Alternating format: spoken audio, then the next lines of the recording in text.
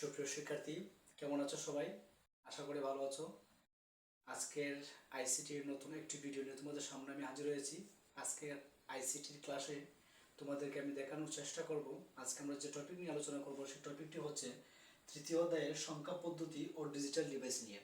সংখ্যা পদ্ধতি ও digital device তৃতীয় অধ্যায়ের প্রথম যে টপিক অর্থাৎ সংখ্যা পদ্ধতি, তার রূপান্তর, তার প্রকারভেদ, এইসব বিষয় নিয়ে আজকের ক্লাসে আমরা আলোচনা করার চেষ্টা করব এবং পর্যায়ক্রমিকভাবে আমরা সংখ্যা পদ্ধতি রূপান্তরে একটার পর একটা ক্লাস আমরা নিতেই থাকবো এবং একটার পর একটা ভিডিও আমরা তৈরি করব। তো আজকের টপিকটা হচ্ছে সংখ্যা পদ্ধতি কি, সংখ্যা পদ্ধতির প্রকারভেদ, সংখ্যা পদ্ধতির রূপান্তরের প্রাথমিক অবস্থাটা।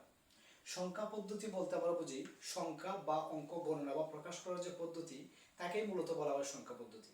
এখন আমরা আগে জানবো যে সংখ্যাটা কি, অঙ্কটা কি। একাধিক অঙ্ক মিলে একটা সংখ্যা তৈরি হয়।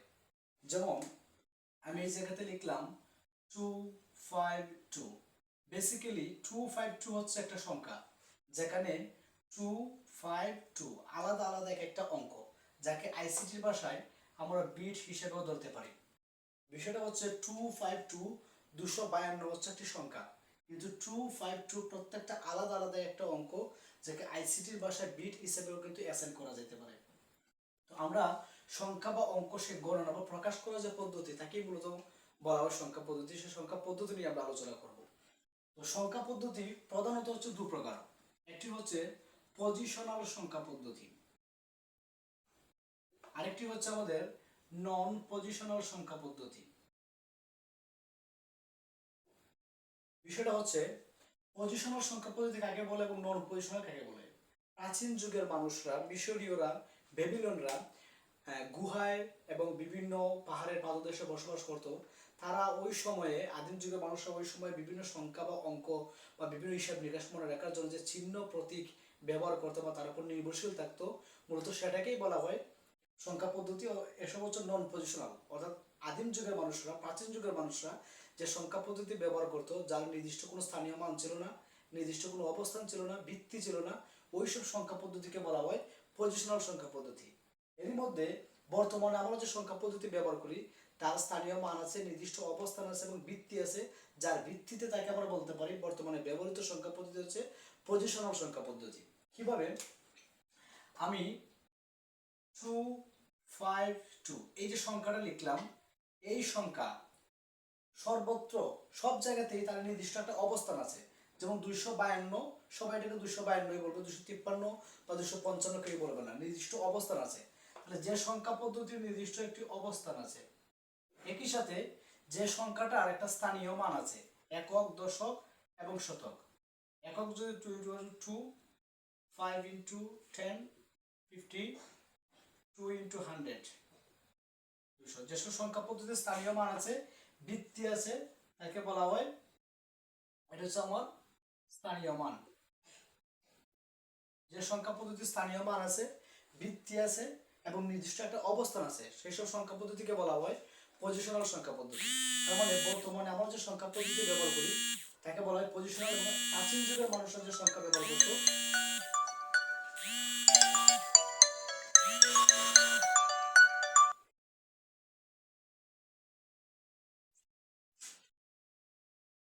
তাকে বলা হচ্ছে নন পজিশনাল সংখ্যা পদ্ধতি। তো পজিশনাল এবং নন পজিশনাল এই পার্থক্যের মধ্যে, পজিশনাল সংখ্যা পদ্ধতিকে আবার চারটি ভাগে বিভক্ত করা সম্ভব, যেখানে প্রথমটা হচ্ছে আমার ডেসিমাল বা দশমিক সংখ্যা পদ্ধতি, পরেরটি হচ্ছে আমাদের বাইনারি সংখ্যা পদ্ধতি, তারপর হচ্ছে আমাদের অক্টাল সংখ্যা পদ্ধতি, তারপর হচ্ছে আমার হেক্সাডেসিমাল সংখ্যা পদ্ধতি। এই হচ্ছে আমাদের পজিশনাল সংখ্যা পদ্ধতির চারটি রূপ, চারটি ধরন, চারটি স্টেপ। দশমিক বা ডেসিমাল, বাইনারি, অক্টাল এবং হেক্সাডেসিমাল, এই চারটা সংখ্যা পদ্ধতি মিলিত হচ্ছে আমাদের পজিশনাল সংখ্যা পদ্ধতি, যা বর্তমানে আমরা ব্যবহার করি। এবং প্রাচীন যুগের মানুষরা যেসব চিহ্ন প্রতীকের সাহায্যে তাদের হিসাব নিকাশগুলো সম্পন্ন করতো, সেই পদ্ধতিকে বলা হচ্ছে নন পজিশনাল সংখ্যা পদ্ধতি, বর্তমানে যার কোনো অস্তিত্ব বা ভিত্তি নেই। ডেসিমাল সংখ্যা পদ্ধতি টোটাল 0 থেকে 9 পর্যন্ত 9টি অঙ্ক, 10টি অঙ্ক ব্যবহার করে থাকে। এবং বাইনারি সংখ্যা পদ্ধতি 0 থেকে 1 পর্যন্ত 2টি অঙ্ক, অক্টাল সংখ্যা পদ্ধতি 0 থেকে 7 পর্যন্ত 8টি অঙ্ক এবং হেক্সাডেসিমাল 0 থেকে F পর্যন্ত টোটাল 16টি অঙ্ক ব্যবহার করে। অঙ্কের ক্ষেত্রে বিষয়টা হচ্ছে 0 1 2 3 4 5 6 7 8 9 এই হচ্ছে আমাদের মূলত অঙ্ক। এর বাইরে সাধারণত কোনো অঙ্ক হয় না। আমরা যখন 10 লিখব 11 লিখব তখন সেটির অঙ্ক থাকে না, সেটি একটি সংখ্যা হয়ে যায়। একাধিক অঙ্ক মিলিত হবে একটি সংখ্যা তৈরি করে। তাই 0 থেকে 9 পর্যন্ত অঙ্কগুলোকে বলা হচ্ছে আমাদের 0 থেকে 9 পর্যন্ত অঙ্কগুলোকে বলা হচ্ছে আমাদের সার্থক অঙ্ক।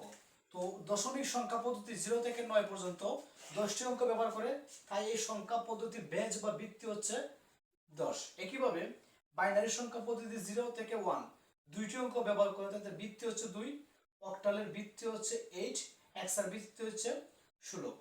এখন হেক্সার ক্ষেত্রে যে বিষয়টা হচ্ছে 0 থেকে F বলার কারণটা হচ্ছে 0 থেকে 9 এর পরবর্তীতে আর কোনো অঙ্ক কিন্তু হেক্সাডেসিমাল সাপোর্ট করে না, কিন্তু 10 পরিবর্তে সে A B C D E F এই অঙ্কগুলো ব্যবহার করে, ক্যারেক্টারগুলো ব্যবহার করে। 10 এর পরিবর্তে 10 11 12 13 14 15 এই হচ্ছে 0 থেকে F পর্যন্ত, 0 থেকে 15 পর্যন্ত টোটাল 16টা অঙ্ক ব্যবহার করে। তাই হেক্সাডেসিমাল সংখ্যা পদ্ধতির ভিত্তি হচ্ছে 16, অক্টালের হচ্ছে 8, বাইনারির 2, দশমিকের হচ্ছে 10। এখন ভিত্তি বলতে বোঝায় একটা সংখ্যা পদ্ধতি ঠিক যতগুলো অঙ্ক ব্যবহার করে তাকে ওই সংখ্যা পদ্ধতির ভিত্তি বা বেজ বলে। এই ক্ষেত্রে আমরা বলতে পারি 0 থেকে 9 পর্যন্ত 10টি অঙ্ক ব্যবহার করে, তাই দশমিকের ভিত্তি হচ্ছে 10, বাইনারি 0 থেকে 1 পর্যন্ত ব্যবহার করে, তাই এদের ভিত্তি হচ্ছে 2, অক্টাল 0 থেকে 7 পর্যন্ত ব্যবহার করে, তাই এদের ভিত্তি হচ্ছে 8, এবং হেক্সাডেসিমাল 0 থেকে F অর্থাৎ সে 16টা অঙ্ক ব্যবহার করে, তাই তার ভিত্তি হচ্ছে 16। যেমন আমরা যখন 10 লেখার প্রয়োজন পড়বে তখন হেক্সাডেসিমালে আমরা A লিখবো, 11 লেখার প্রয়োজন পড়লে B লিখবো, 12 প্রয়োজনে C, 13 প্রয়োজনে D, 14 প্রয়োজনে E, 15 প্রয়োজনে F। তাই 0 থেকে F পর্যন্ত সেই 16টা অঙ্ককে বলা হয় হেক্সাডেসিমাল সংখ্যা পদ্ধতির ভিত্তি। তো আজকের যে আমাদের আলোচনা ছিল যে সংখ্যা পদ্ধতি কাকে বলে, সেটি হচ্ছে সংখ্যা বা অঙ্ক গণনা বা প্রকাশ করার যে পদ্ধতি মূলত তাকেই বলা হয় সংখ্যা পদ্ধতি। সংখ্যা পদ্ধতি সাধারণত দু প্রকার, একটি হচ্ছে পজিশনাল, একটি হচ্ছে নন পজিশনাল। যেখানে পজিশনাল থেকে তৈরি হয়েছে 4টি ধাপ এবং নন পজিশনালের অ্যাকচুয়ালি কোনো ধাপ নেই।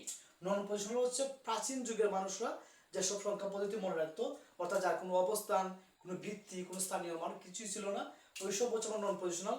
আর যাদের স্থানীয় মান, ভিত্তি, অবস্থান আছে তাদেরকে বলা হয় পজিশনাল। আজকে এতটুকুই ছিল আমাদের আলোচনা যে সংখ্যা পদ্ধতি কাকে বলে, অঙ্ক কাকে বলে, সংখ্যা কাকে বলে এবং ভিত্তিগুলো কি, প্রত্যেকটা সংখ্যা পদ্ধতির রূপান্তর। এবং আগামী ক্লাসে আমরা আশা করি আমাদের সংখ্যা পদ্ধতির রূপান্তর নিয়ে আলোচনা করার চেষ্টা করব। সেই পর্যন্ত সবাই সুস্থ থাকো, ভালো থাকো এবং তোমাদের মতামতগুলো আমাদেরকে জানিয়ে দিতে একদমই ভুলবে না। আশা করি সবাই ক্লাসটা উপভোগ করেছো, সেই সাথে আজকে ক্লাসে উপস্থিত থাকার জন্য এবং মনোযোগ দেওয়ার জন্য সবাইকে অনেক ধন্যবাদ।